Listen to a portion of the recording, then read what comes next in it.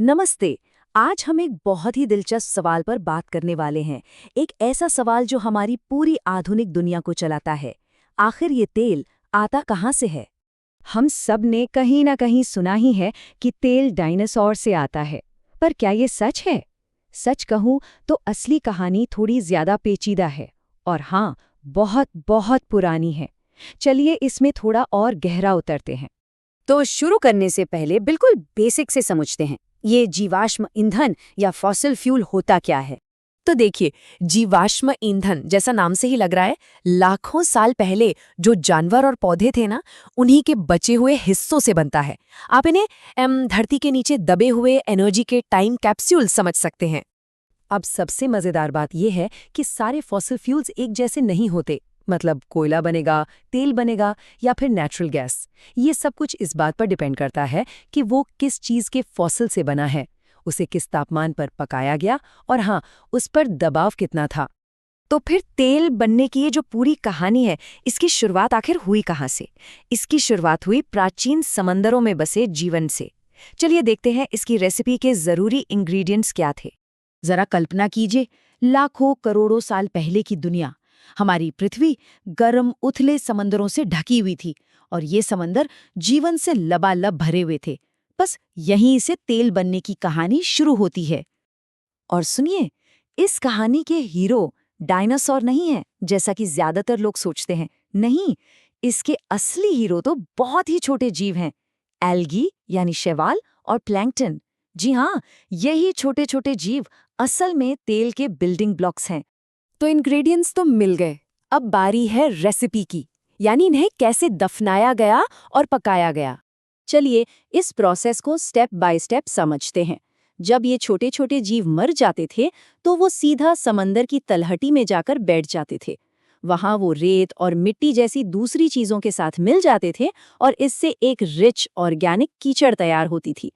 फिर लाखों सालों तक इस कीचड़ की परत पर परत जमती गई और ये बेचारी धरती के अंदर कई किलोमीटर नीचे दबती चली गई। और जितना ये नीचे गई, धरती के कोर की गर्मी और ऊपर की परतों का दबाव दोनों ही बढ़ते गए। और यहीं पर होता है सबसे बड़ा बदलाव। देखिए, ये सिर्फ गर्मी और दबाव का खेल नहीं है, बल्कि बिल्कुल सही हालात बनने का खेल है, जिसे भूवैज्ञानिक या जियोलॉजिस्ट्स ऑयल विंडो कहते हैं। तेल बनने के लिए जो टेम्परेचर चाहिए ना, वो 90 से 160 डिग्री सेल्सियस के बीच होना चाहिए। बस यही वो स्वीट स्पॉट है, वो परफेक्ट रेंज है जहां यह ऑर्गेनिक मैटर तेल में बदलना शुरू होता है। हाँ, टेम्परेचर बहुत ज़्यादा मैटर करता है। अगर ये 90 और 160 डिग्री सेल्सियस के बीच है तो तेल और नेचुरल गैस दोनों बनते हैं। लेकिन अगर तापमान 160 डिग्री से ऊपर चला गया तो वो ऑर्गेनिक पदार्थ सिर्फ और सिर्फ नेचुरल गैस में बदल जाता है, तेल नहीं बनता। चलिए, अब कहानी के आखिरी पड़ाव पर चलते हैं। तेल बन तो गया, लेकिन वो आखिर में एक जगह जमा कैसे हुआ? अब देखिए, तेल जो है वो पानी से हल्का होता है तो वो ऊपर की तरफ तैरता है। यही चीज जमीन के नीचे भी होती है। जो नया नया तेल बना है वो छिद्रपूर्ण चट्टानों, मतलब पोरस रॉक्स से होता हुआ ऊपर की तरफ रिसने लगता है, तब तक जब तक कि उसे एक मोटी मजबूत चट्टान की परत न मिल जाए जो उसका रास्ता रोक दे और उसे वहीं फंसा ले। और यही जो सील है, यही चट्टान की परत अंडरग्राउंड रिजर्वॉयर बनाती है। मतलब तेल के वो बड़े बड़े भंडार जिन्हें आज हम ढूंढते हैं और ड्रिल करके निकालते हैं। अगर ये नेचुरल ट्रैप ना होता ना, तो सारा तेल बस सतह पर आ जाता और धीरे धीरे खत्म हो जाता। तो चलिए तेल की एक बूंद की इस पूरी जबरदस्त यात्रा को फटाफट से रिकैप करते हैं। इसकी शुरुआत हुई करोड़ों साल पहले एक छोटे से प्लैंकटन के तौर पर, जो एक पुराने समंदर में तैर रहा था। मरने के बाद यह हजारों सालों तक कीचड़ में दबा रहा। फिर जबरदस्त गर्मी और दबाव के बीच ये उस काले सोने में बदल गया जिसे हम आज जानते हैं, और एक चट्टानी रिजर्वॉयर में कैद हो गया, बस खोजे जाने का इंतजार करता रहा। जरा सोचिए, इस पूरी प्रोसेस में लाखों साल लग गए, लाखों साल। और हम इस कीमती रिसोर्स को कितनी तेजी से खत्म कर रहे हैं।